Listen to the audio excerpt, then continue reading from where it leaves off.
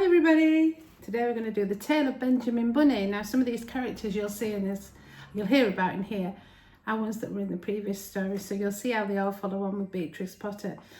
The illustrations are amazing, but I want you to use your imagination. One morning a little rabbit sat on a bank. He pricked his ears and he listened to the chit-chop of a pony. A gig was coming along the road. It was driven by Mr. McGregor, and beside him sat Mrs. McGregor in her best bonnet.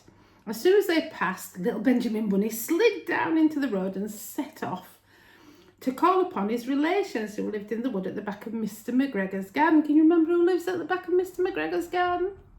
You'll remember now.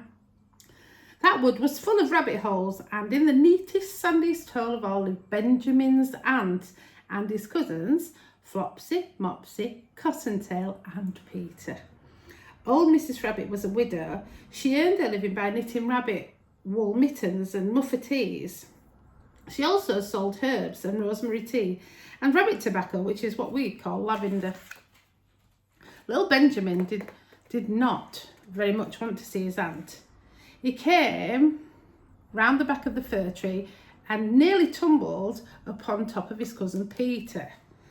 Peter was sitting by himself. He looked poorly and he was dressed in a red cotton handkerchief. Peter, said Benjamin in a whisper, who's got your clothes?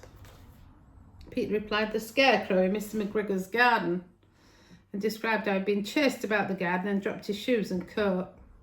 Little Benjamin sat down beside his cousin and showed him that Mr. McGregor had gone out in a gig, and Mrs. McGregor also, and certainly for the day because she was wearing a bonnet. Peter said that he hoped that it would rain. At this point, old Mrs. Rabbit's voice was heard inside the rabbit hole calling, Cottontail, fetch me some more chamomile. Peter said he thought he might feel better if he went for a walk. They went away hand in hand and got up on the flat top of the wall at the bottom of the wood. From here, they looked down onto Mr. McGregor's garden. Peter's coat and shoes were plainly to be seen upon the scarecrow, topped with an old tam-o'-shanter of Mr. McGregor's. A tam-o'-shanter's a hat. Little Benjamin said, it spoils people's clothes to squeeze under the gate. The proper way to get in it is to climb down from a pear tree. Peter fell down head first, but it was of no consequence because the bed below had been newly raked and it was soft soil. It had been sown with lettuces.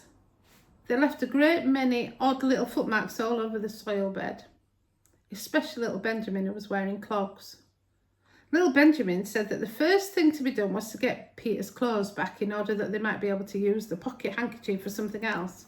So they took them off the scarecrow. There'd been rain in the night and there was water in the shoes and the coat was somewhat shrunk. Benjamin tried on the tam-o'-shanter, but it was too big for him. Then he suggested that they should fill the pocket handkerchief with onions as a little present for his aunt. Peter didn't seem to be enjoying himself. He kept hearing noises. Benjamin, on the contrary, was perfectly at home and he ate a lettuce leaf. He said that he was in the habit of coming into this garden with his father to get lettuces for their Sunday dinner. The name of little Benjamin's papa was old Mr. Benjamin Bunny. The lettuces certainly were very fine. Peter didn't eat anything. He said he should like to go home now, and presently he dropped half of the onions. He's in a bit of a bad way, isn't he, Peter? Little Benjamin said that it was not possible to get back up the pear tree with a load of vegetables. He led the way boldly towards the other end of the garden. They went along a little walk on planks under a sunny red brick wall. The mice sat on their doorsteps cracking cherry stones, and they winked at Peter Rabbit and little Benjamin Bunny. Presently, Peter let the pocket handkerchief go again. They got amongst 5 flower pots and frames and tubs, and Peter heard noises worse than ever. His eyes were as big as lollipops. He was a step or two in front of his cousin when he suddenly stopped. This is what those little rabbits saw round that corner.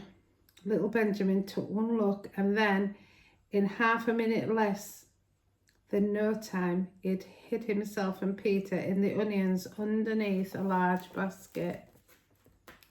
The cat got up and stretched herself and came and sniffed at the basket. Perhaps she liked the smell of onions. Anyway, she sat down upon the top of the basket and she sat there for 5 hours. I cannot draw you a picture of Peter and Benjamin underneath the basket because it was quite dark and the smell of onions was fearful. It made Peter Rabbit and the Benjamin cry. Onions can make your eyes water. The sun got round behind the wood and it was quite late in the afternoon, but still the cat sat on the basket. There is a picture of a cat on the basket. Can you see? Can you see the cat there? Cat on the basket. At length there was a pitter-patter, and some bits of mortar fell from the wall. The cat looked up and saw old Mr. Benjamin Bunny prancing along the top of the wall on the upper terrace. He was smoking a pipe of rabbit tobacco and had a little switch in his hand. He was looking for his son.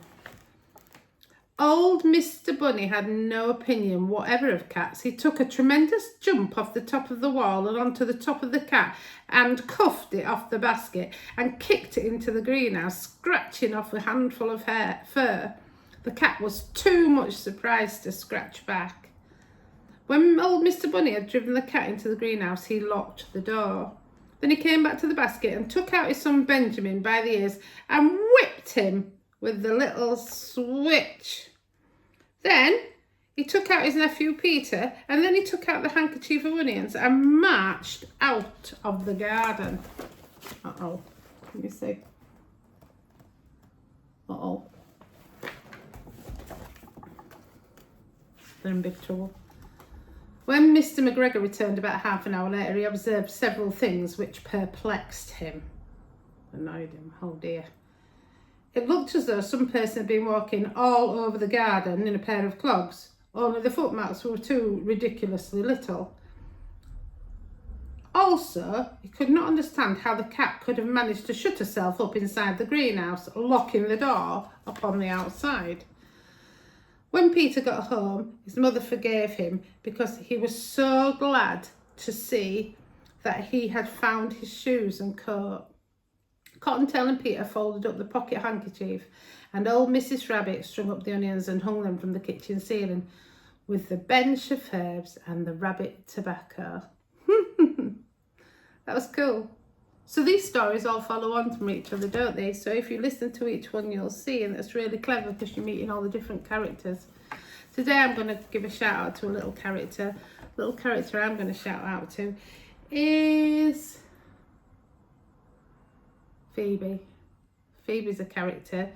Phoebe does the TikTok dances and all kinds of things. She likes dancing around and knocking things over and stuff, but she's fun to watch and she's a really cool dancer. So that story's for you, Phoebe. Anyway, till next time, bye.